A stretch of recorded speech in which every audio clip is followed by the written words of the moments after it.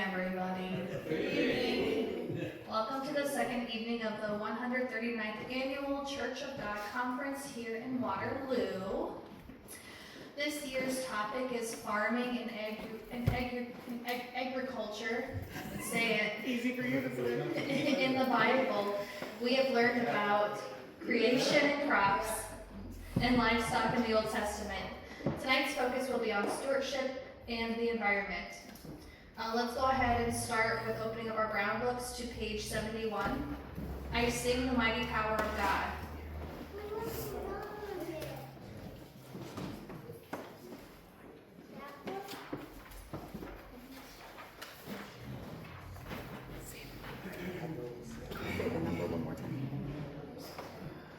Page 71. Oh.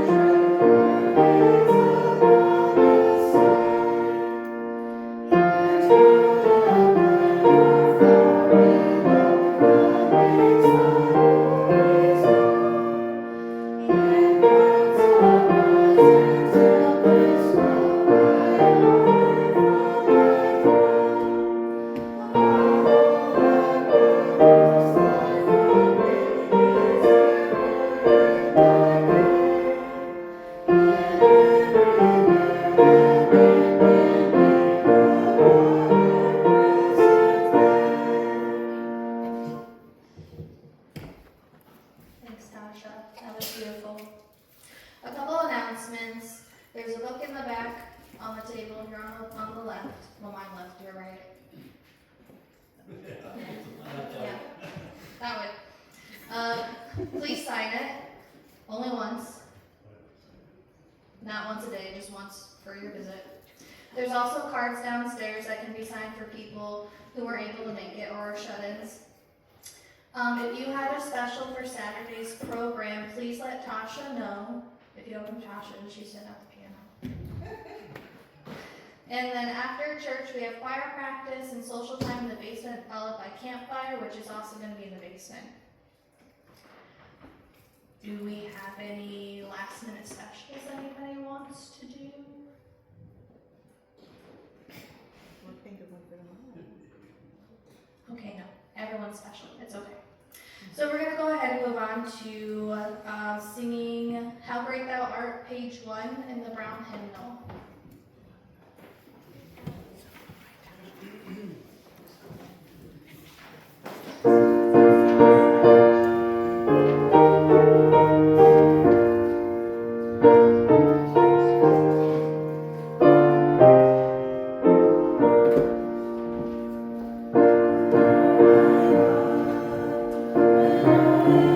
So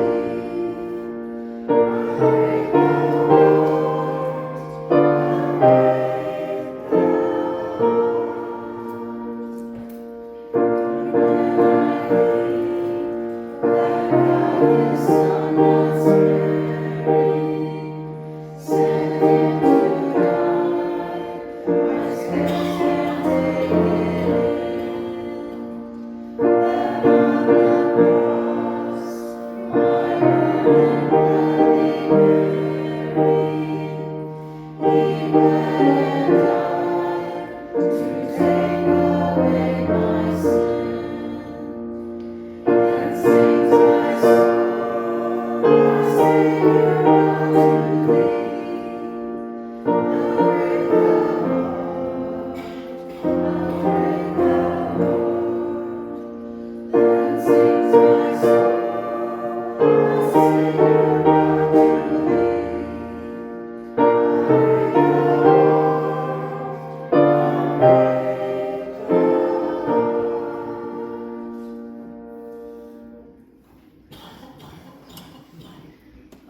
I'll go ahead and turn this over to Chondra, who will talk to us about stewardship and environment with her lovely PowerPoint.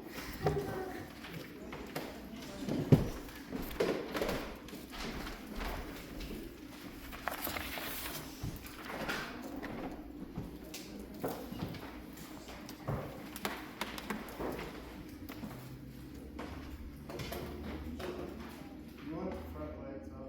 Oh, yes, please. Thank you.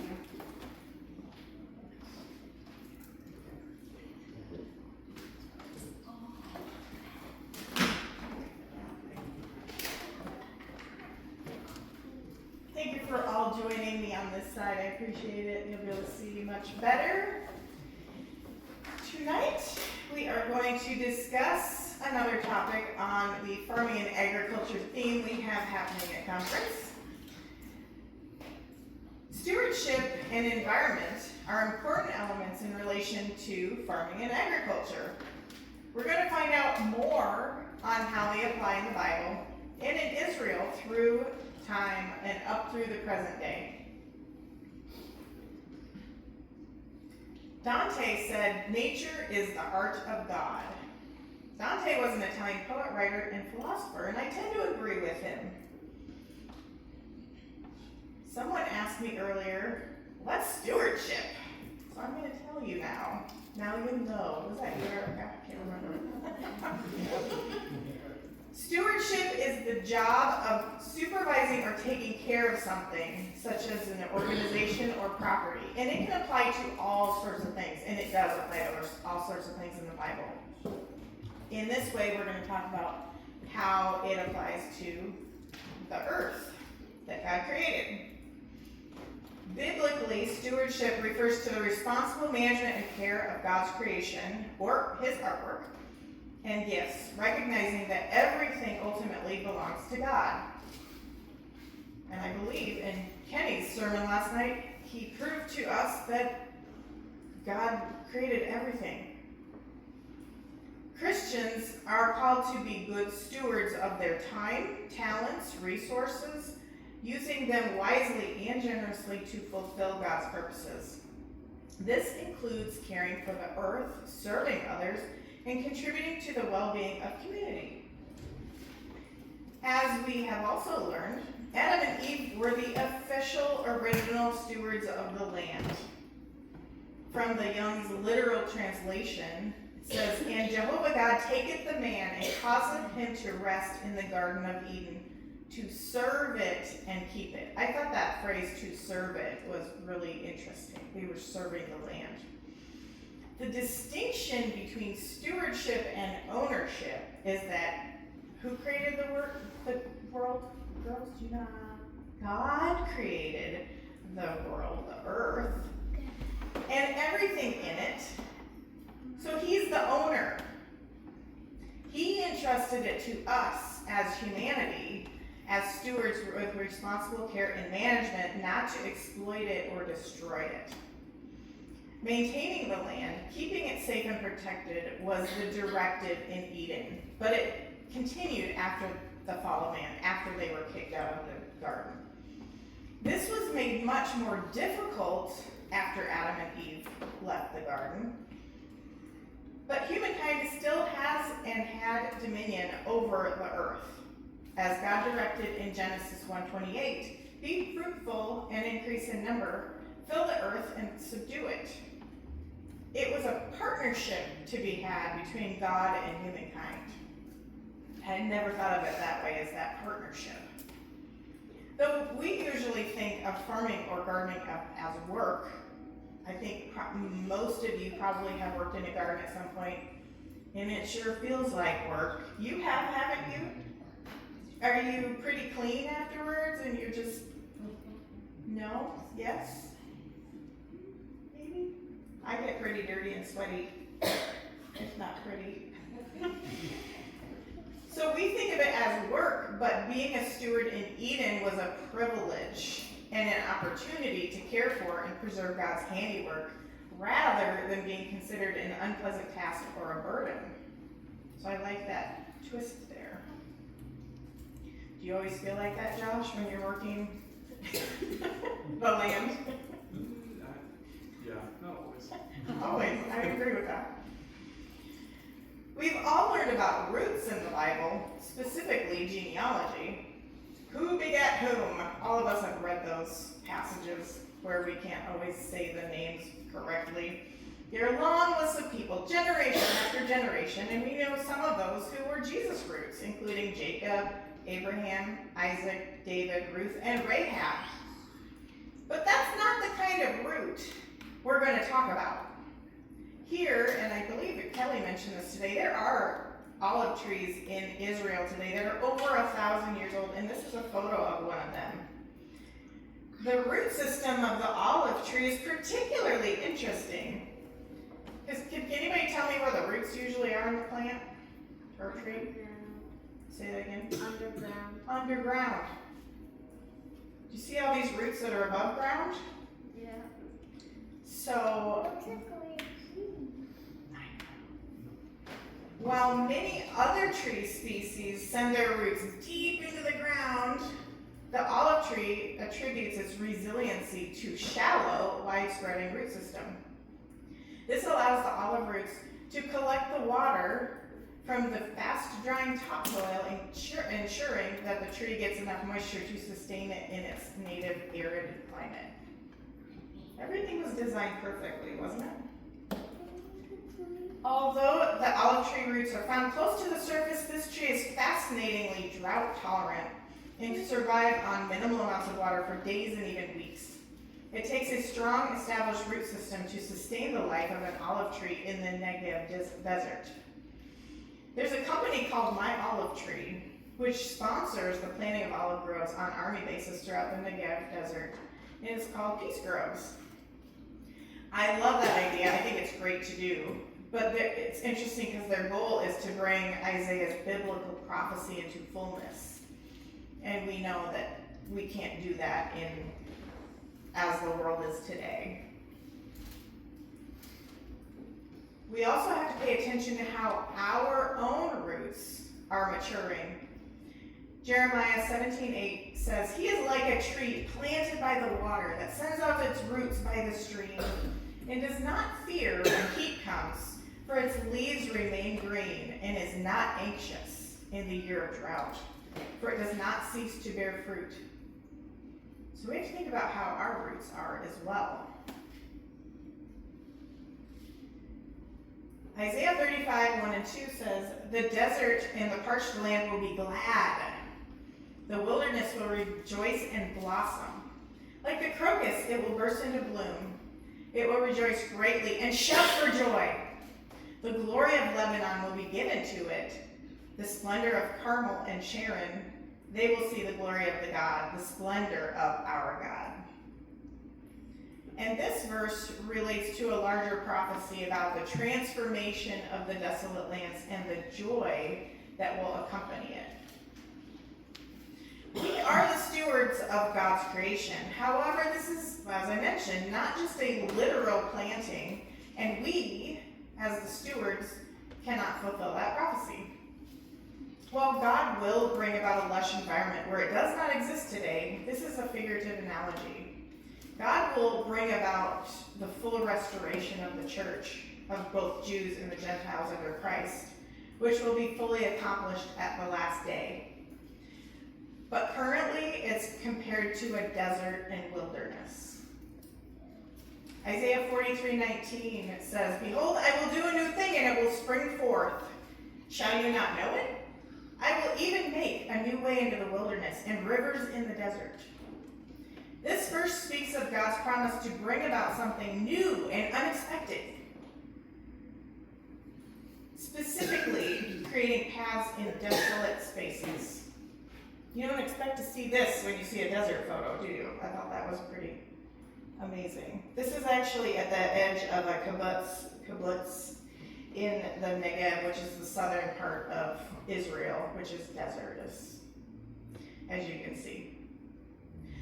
The prophecy has been interpreted in various ways, including as a literal description of the land of Israel being revived, a spiritual representation of God's grace and transformation in people's lives, and as a reference to the future glory of Zion. So it's very multi-layered.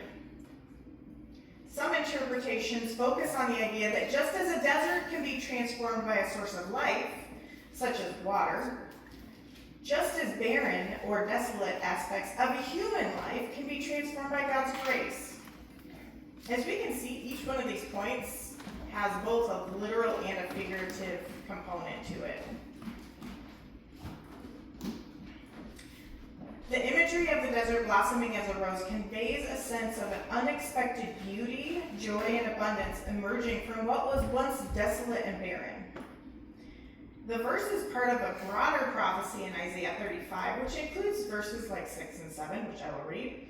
It speaks of the water gushing forth in the desert and burning sand becoming pools and springs, further emphasizing the theme of transformation and abundance. Isaiah 35, 6 and 7 says, "The lame will leap and dance, and those who cannot speak will shout with joy. Streams of water will flow through the desert, the burning sand will become a lake, and dry land will be filled with springs. Where jackals used to live, marsh, grass, and reeds will grow." Again with the figurative. Are you stuck in the mud? Seems like that tractor might have been. Romans 8:18 states, "For I consider that the sufferings of this present time are not worth comparing with the glory that will be revealed in us." This verse emphasizes that the hardships believers face in life are temporary and insignificant compared to the eternal glory that will be revealed when Christ returns. It's imperative we are there for the big reveal. Ecclesiastes 3:11. And as you go through the photos, except for the ones from Israel, I took these because I always see God's artwork, and it's never the same day by day. So I had so many photos to choose from. I had to really search to pick the right ones. Ecclesiastes 3:11. "He has made everything beautiful in his time. He has also set eternity in the human heart, yet so no one can find out what God has done from the beginning to the end."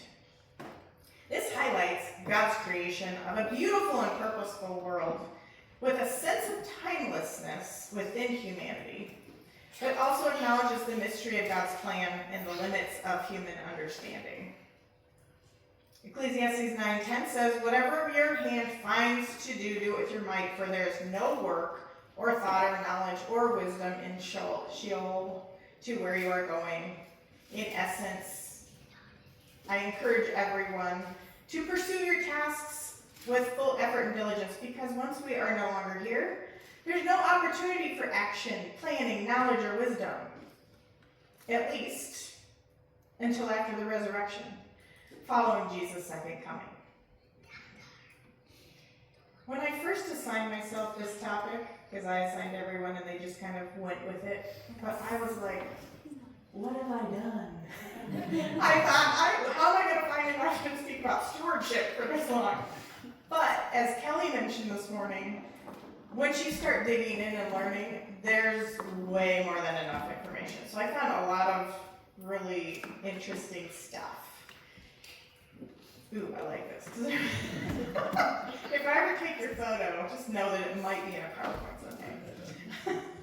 Israel is a global leader in sustainable agriculture, particularly known for its advancements in water management and precision farming technologies. Josh and I were talking about that earlier, and Tascha, just all the technological stuff, we were geeking out a little bit about it. So despite facing water scarcity and a largely arid climate, Israel has developed innovative solutions like drip irrigation, desalination, and wastewater recycling to support its agricultural sector. Furthermore, Israel's ag tech sector is at the forefront of developing technologies that enhance soil health, biodiversity, and overall sustainability in farming practices. They are one of the leaders in the world. Imagine such a small country that has all of these advances. It's pretty amazing. Rainfall and climate plays a huge part in agriculture and farming, and it's amazing what technology has brought to those practices in Israel. I'm going to be commenting on rainfall and climate by region, and it's pretty amazing how diverse the land is in Israel. Also, because it's such a small country. So we're going to start with the Mediterranean coast, and that area obviously is the coast here. Here's the Mediterranean Sea, so it's all that land up along there. Israel experiences a wide range of annual rainfall, decreasing from north to south. Coastal areas receive around 20 inches per year, while the Negev desert in the south may receive less than 1 inch. Overall, the average rainfall in Israel is a little over 17 inches per year, which isn't a lot. We know how much rain we've been getting lately. In comparison, Iowa, typically, maybe not this year, but Iowa gets approximately 34 inches of rainfall a year. So, as a comparison. Along that west coast, the climate is Mediterranean. It's very temperate, mild rainy winters and hot sunny summers. The air is humid, but the breeze off the water comes in and makes it bearable.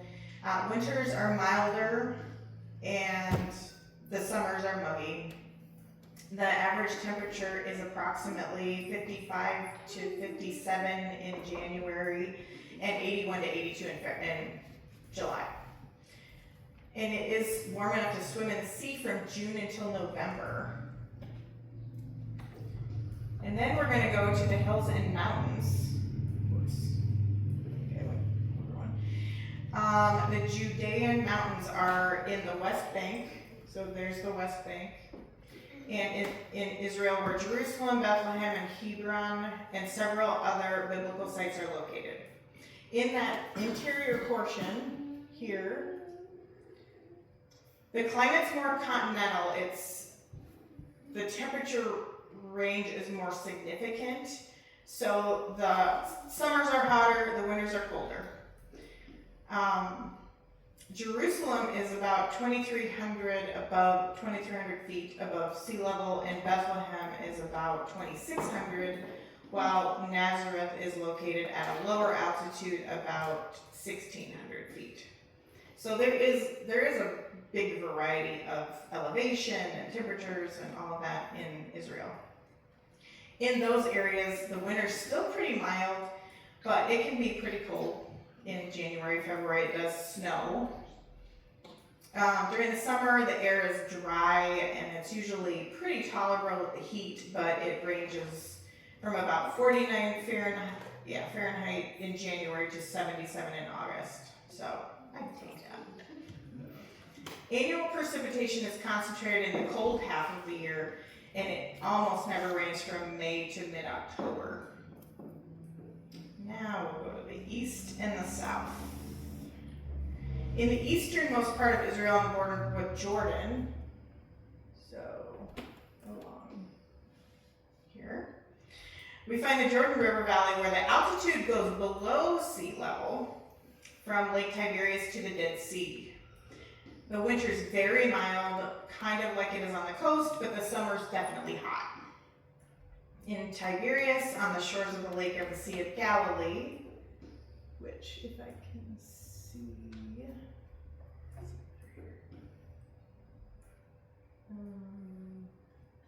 that would be here, right? Is that the Sea of Galilee? Oh, no, Tiberias is up here.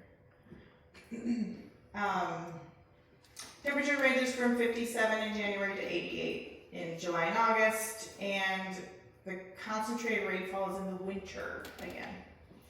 Continuing south, we find the Dead Sea, which that would be here, I believe. Is it that big? I'm not very good with geography. I have bad eyesight. Continuing south is the Dead Sea, where it's a salt lake whose banks are located in a deep depression, 1,300 feet below sea level. It loses most of its water on the spot because it's just evaporating. Precipitation is very scarce in a landscape that's apart from the areas where the waters are used to irrigate fields is desert. In a couple of the lessons, we talked about the Negev, which is the south part of Israel, and it is a desert. Although the Jordan River ends its course at the Dead Sea, the valley continues south at altitudes below 650 feet, and it's the only access to the Red Sea. In southern Israel, between Sinai and, which is the connection to Egypt to the west and the Jordan Valley to the east, there's a plateau. So again, another change in elevation, which means another change in climate.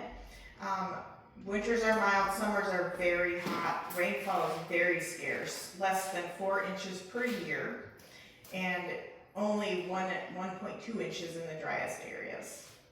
So it is pretty amazing the variety in that small area. We're going to look at some water management now.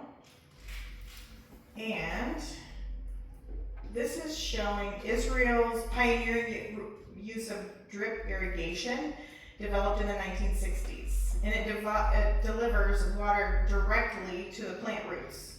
So it's very efficient and it minimizes water waste. The country also leads in desalination technology, converting seawater to fresh water and recycling wastewater for irrigation. Deuteronomy 11:8-32. I don't know that I'll read all of that, but it was that God's people were to obey everything He commanded of them, everything. And if I skip down to verse 11, it says, "The land you're about to enter is a land of mountains and valleys, a land watered by rain." This is talking about the promised land. So He will provide to His people what they need. In verse 12, "The Lord your God takes care of this land and watches over it throughout the year." And then 13, "So then, again, obey the commands I've given you today." That's a recurring theme through this. Down to verse 18, "Remember these commands and cherish them." Don't just take them as work. Cherish them, love them.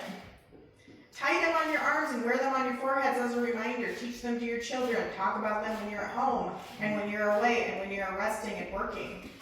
Write on the doorposts of your houses and on the gates." He's telling them to incorporate His commands into every part of their lives and be joyful about it, basically. And I'm going to skip down to verse 26. "Today I'm giving you the choice between a blessing and a curse." 27, "A blessing if you obey the commands of the Lord your God that I'm giving you today." And in the next verse it says, "But you'll receive a curse if you disobey the commands and turn away to worship other gods that you've never worshipped before. When the Lord brings you to the land that you are going to occupy, the promised land, you are to proclaim the blessing from Mount Gerizim to the curse from Mount Ebal." So, skipping to verse 31, "You're about to cross the Jordan River and occupy the land that the Lord your God is giving you. When you take it and settle there," again, verse 32, "be sure to obey all the laws that I'm giving you today." I mean, if you can't figure it out through that passage, they weren't listening. So these blessings are contingent, obviously, on being faithful to God. And we should be faithful to God too today, even though that didn't apply to us as far as living in the promised land. We need to apply His commands and be joyful in those. The ground was parched in Egypt. So God's people irrigated the crops by hand. When they entered God's promised land, as we just read, They were told the land they would enter would be a land watered by rain. Do we become so parched we realize we need spiritual irrigation? We all need a drip irrigation system of daily exposure to God's Word, continuous and sustaining. And I like these verses in Psalm 143. I'm not going to read all of them, I'll just pick a few. But the psalmist recognizes he is in need of God's help. He was parched as well. Lord, hear my prayer. In your righteousness, listen to my plea. Answer me in your faithfulness. So I am ready to give up. I am in deep despair. I lift my hands to you in prayer. Like dry ground, my soul is thirsty for you. Are we fervent in reaching out to God? Proverbs 21:1 says, the Lord controls the mind of a king as easily as he directs the course of a stream. We've all seen water in play, and we know we can't control it when it's at its most ferocious. God can. God can control all of that. The use of irrigation dishes was a metaphor for how God directs the king's thoughts. And it suggests that the concept of channeling that water or irrigating was commonly understood. As we know, even with like Jesus speaking in parables, he spoke in a way that people there would understand. So these people that he was talking to understood irrigation and how all of that worked. John 3:16. For God so loved the world that he gave his only Son, that whosoever believes in him should not perish but have eternal life. And I said whosoever, but whether you use that or whoever. Are you a whoever? Whoever believes in him should not perish but have eternal life? I hope I am. Irrigation was used even in very early times. So as you look at this side of this mountain, imagine the irrigation. I'm going to show you some in more detail, but think about this as you're looking at that image. The Bible describes the use of a channel from the Gihon Spring to irrigate terraces on the eastern slope of the city of David. The main source of water in Jerusalem during that Canaanite and Israelite kingdom periods, which was around the spring, are tunnels, fortifications, and pools that were constructed to better utilize and protect the water supply. It's mentioned in the context of the king's garden. It'd be hard to create a garden in this kind of area, I would think, because it's on the side of a mountain. It's looks very dry and rocky and desolate. But it's mentioned in multiple areas. I won't read all of those, but it's in 2 Kings 25:4, in Jeremiah 52:7, and Nehemiah 3:15.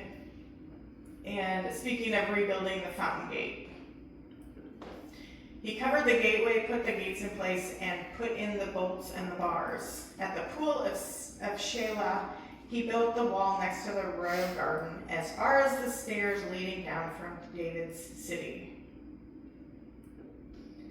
So the Gihon Spring emerged from a cave, and the water flowed to the Kidron Valley. So here,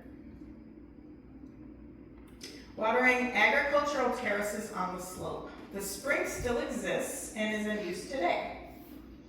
The spring is mentioned in the Bible as the site where King David was anointed as the king of Israel. According to the biblical account, David's son Solomon was also anointed there, and the site was later fortified by King Hezekiah in the late 8th century BC. I think it's really cool when you can see something in use today that was mentioned in the Bible. It just gives, we all know it's true and we all know it's factual, but it just gives us another leg to stand on that this is historical.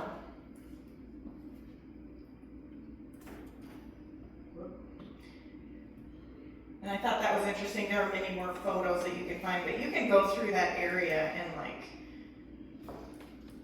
as a tour.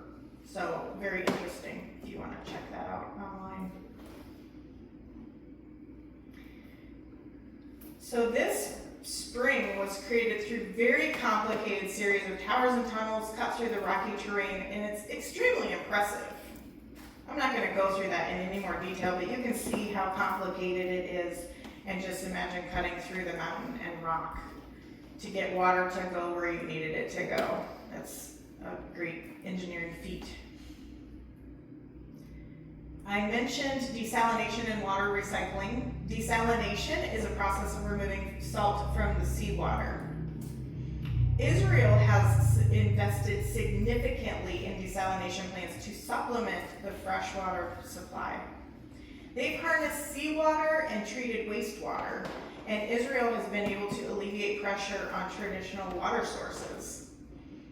They are promoting agricultural sustainability in that way. And in 2024, continued advancements in desalination technology have made this process more energy efficient and cost effective, further bolstering Israel's water security. Israel is a global leader in desalination technology, producing a significant portion of its domestic water supply through this method. So this slide says it provides 70% of the water. Another source, this older one, said it was 55%. Regardless, it's a significant amount. And they plan to keep increasing that. It's been crucial in addressing water scarcity in the region, especially given the arid climate and growing population. And it's not only used in Israel, but has now spread to other areas. People look at Israel as the leader in this, but now it's being used in the Middle East and Africa. Israel recycles 90% of its wastewater, and I think that was the slide before. And you can see that's carrying the recycled water to that southern part, which is the desert. So it's very fascinating what all is happening today in Israel as far as agriculture. This is not Israel. This is a cornfield in Iowa. Just to clarify. Precision agriculture. Israel has embraced precision agriculture techniques, leveraging data and analytics, sensors, and automation to optimize resource utilization and enhance crop yields. They've been using drones, satellite imaging, other monitoring systems, and farmers can look at real-time insights into the soil conditions, crop health, and water requirements. All of that is very amazing, what can be done.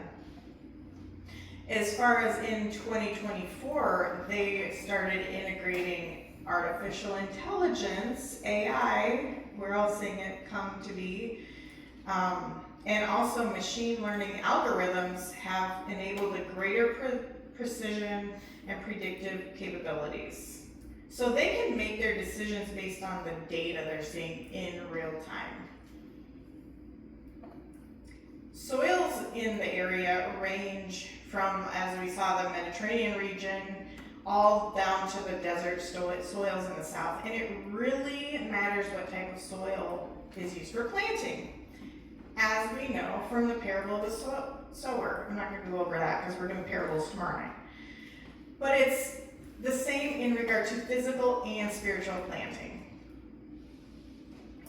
I wanted to show this photo because you can see the beans in the field, but there's volunteer corn in it as well.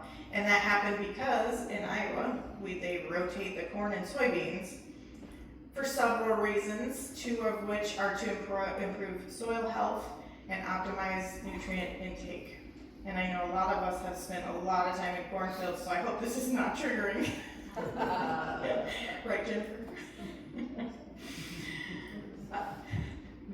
The practice of rotating these crops helps maintain long-term soil fertility and leads to higher yields for the crops. For example, corn feeds on nitrogen, and it requires significant amounts for essential nutrient plant growth, and that depletes the soil. However, soybeans replenish nitrogen, so they actually convert nitrogen into a form that other plants can use, replenishing that supply. So that's why using God's actual design instead of just relying on fertilizer can really replenish those nutrients needed in the soil. One Sabbath law spoke to crop rotation, and we talked about that a little bit today, and I'll talk about it a little tomorrow, so I'm not going to get it too much into that, but they were directed to plant for 6 years and then let the soil rest for the 7th.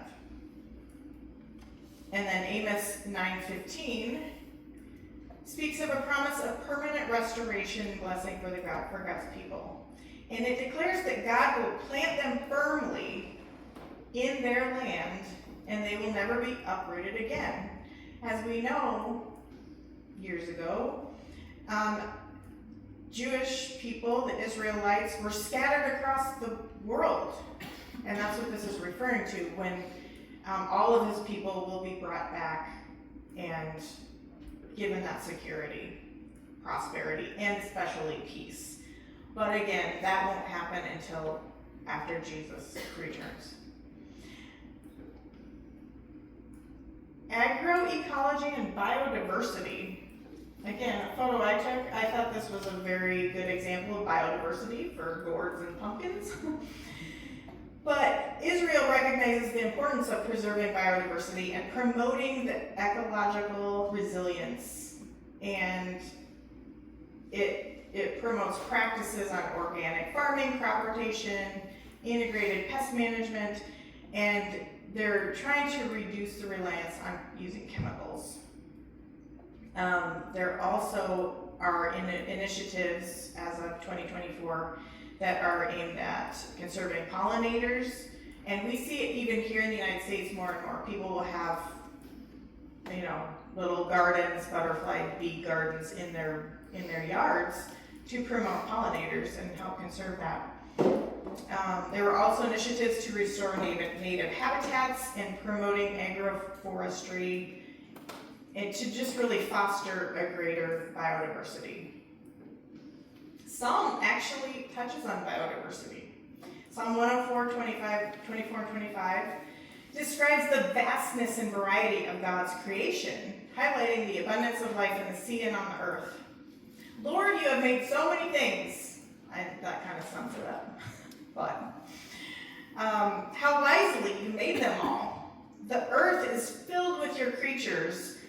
There's the ocean, large and wide, where countless creatures live, large and small alike. And the scientists are constantly finding species they've never seen before, which is pretty amazing with both plants and animals.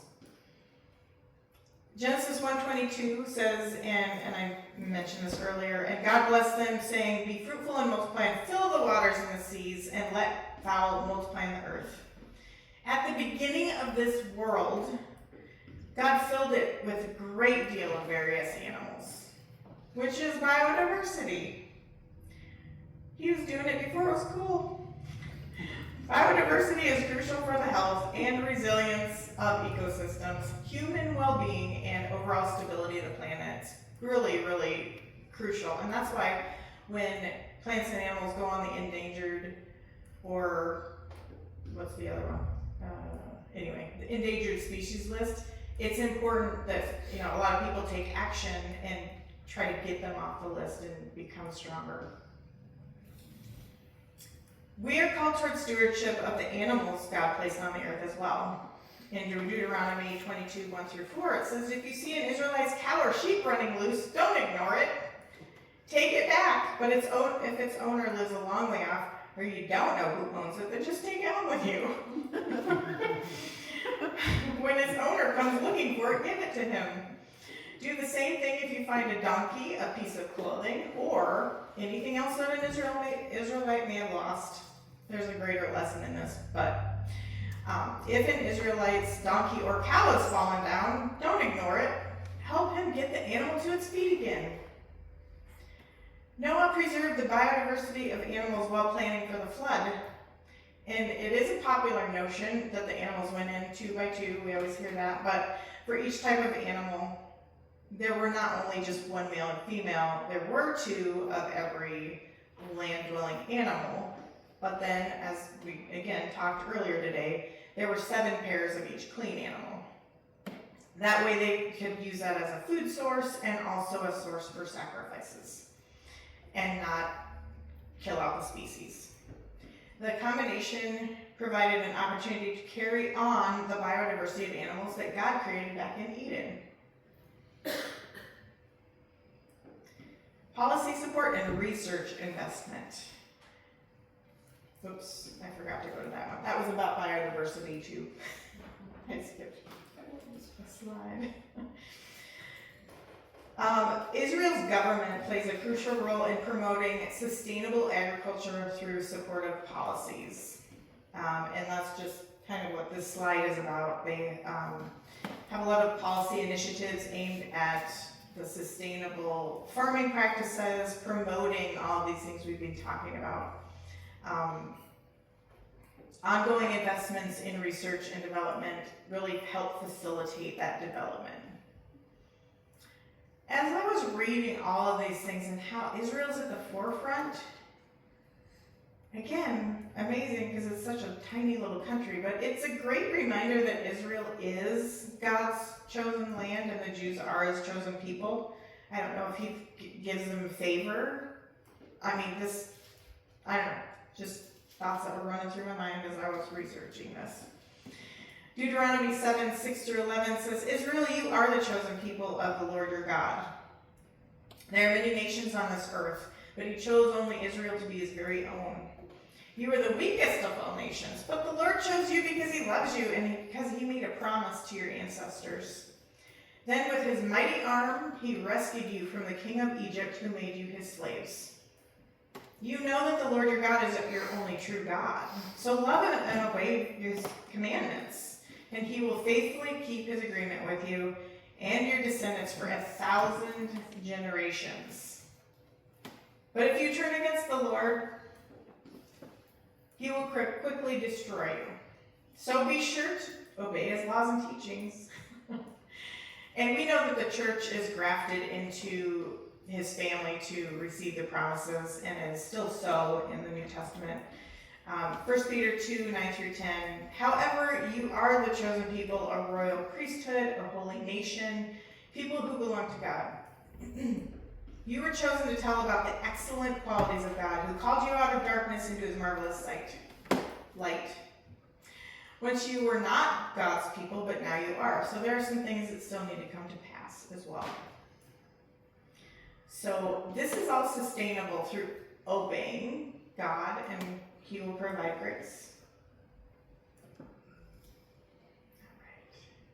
right. Nearing the end, so there's the end in sight. There is a site I came across, and I mentioned all of these things we've talked about today just point to Israel succeeding as God's stewards of the land. But Earth.org has a global sustainability index where they go through all the countries. They examine the policies and actions regarding the environment of every nation on the earth. They review pollution, climate change policy, energy, oceans, biodiversity. And in the entire world, Israel is ranked 24th. The U.S. is ranked 197th. Just worse. Yeah. So if you want to check out those stats, it's on earth.org. But I thought that was very interesting. And as the lands in Israel continue to be worked and improved and the resources God provides are utilized in the most efficient way, we have to apply the stewardship in our own lives as well. In not being wasteful during this life and being the best stewards we can be for him is the route that we should go. This short passage in Luke 12 emphasizes the importance of preparedness and responsible stewardship. I lost my place. Especially in the context of Christ's return. But we need to start it now, if we haven't already. The Lord answered, "Who then is the faithful and wise servant? He is the one that his master will put in charge to run the household and give the other servants their fair share of food at the proper time. Tascha, are you that servant? You give their fair share of food at the proper time. How happy that servant is if his master finds him doing this when he comes home.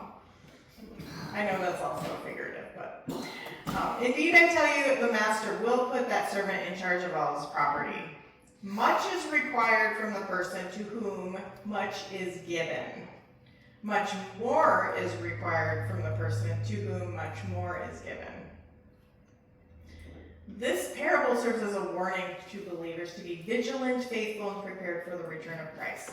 And it highlights the importance of using one's gifts and responsibilities wisely and responsibly, as there will be accountability for how those resources are used. It's called stewardship. Those who are entrusted with more will be held to a higher standard of accountability. I would like to know, does anybody know who said this? What? Spider-Man. Or his uncle. So, Erica was confused because she thought Spider-Man did say it, but it wasn't Spider-Man. And it was not the French poet Voltaire, which is also attributed to. God said it first in Luke 12:48. I'll just remind you because I just read it, but it says, much is required from the person to whom much is given. That's my favorite Snapchat. Much more is required from the person to whom much more is given. Obviously, this is a paraphrase, but well. All right, so that's where we're going to end. Don't forget, with great power comes great responsibility. And as Roxanne's shirt says, the little dirt never hurt, so let's head to the garden. We'll close with hymn number 278 in the Brown Book, In the Garden. It's funny because last Saturday Kenny was wearing a shirt that said that too. It's for all ages.